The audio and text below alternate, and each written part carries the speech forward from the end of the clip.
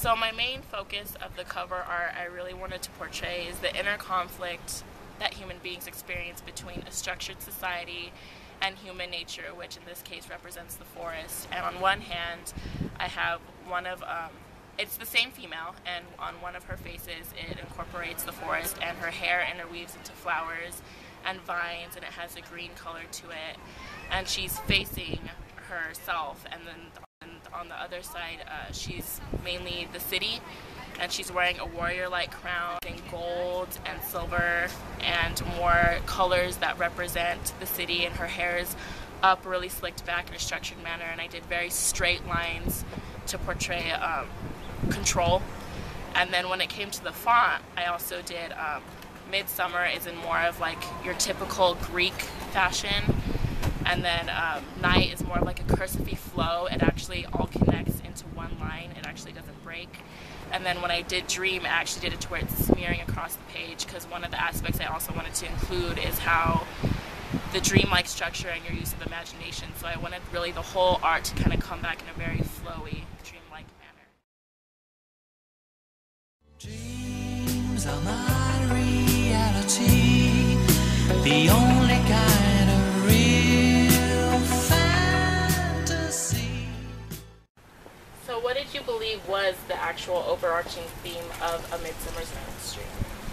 Well, A Midsummer's Night's Dream is to me about duality, about the duality of nature versus the city, about even industrialism versus, natural wildlife, about being in love and thinking you're in love. I feel something special about you.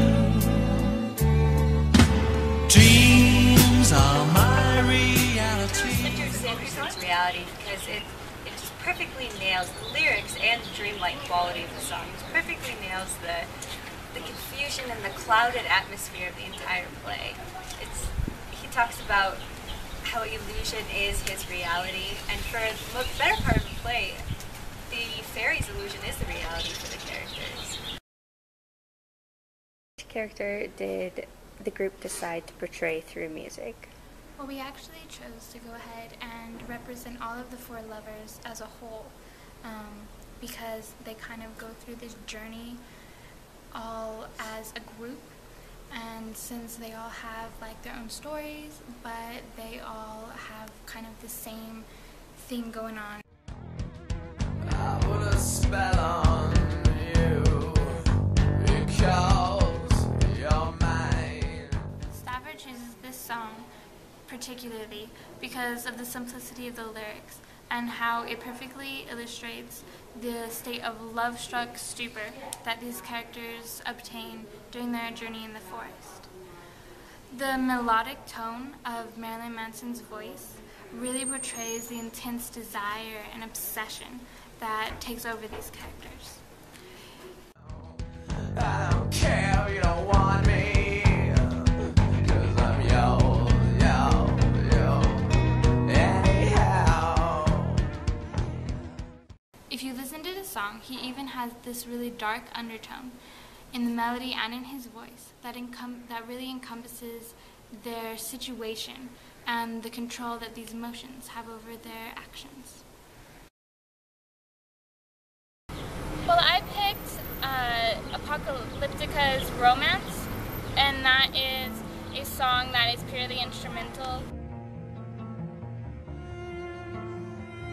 I thought it was a good idea to exclude the lyrics from my song because the fairies are really this background kind of plot that plays out without the lovers knowing what's going on. It's very mystical. The song by Apocalyptica is of course called Romance, so it's kind of centered around love, and the strings in it really represent or give you the feeling of this romantic atmosphere. Another aspect about the fairies that was really important to portray with the song was their involvement with like a more paganist view and more kind of subtle trickery, which is a prominent role that they play within it. So the song's got a very dark sort of undertone to it. I chose scene too, where it's the lovers and they're confused in the forest, and it's just full of confusion when they get the potion on their eyes, and one wakes up and one loves one another and the other one doesn't love who they're supposed to love. I picked the song called The Walk by Imogen Heap, and I picked it because of the words. Like, in one part she says that she doesn't want to be here, they're not supposed to be here, which is portraying like Helena and Lysander, where he loved Helena and Helena doesn't love Lysander. She's like, why are you loving me? You're supposed to love Hermia, and so it's just like a big confusion, and so the song relates directly towards it.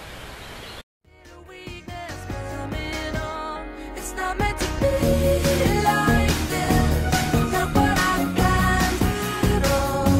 I don't want to feel like this.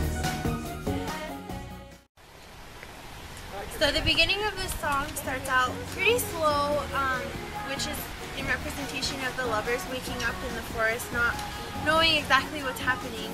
And the second part, it kind of leads into like a more upbeat kind of song, but the voice of the singer is very like dreamy but calm. But then the beat in the background of the song is very crazy, representing once they wake up and realize that they're all like in love with the wrong person, and it's just crazy and chaotic confusion.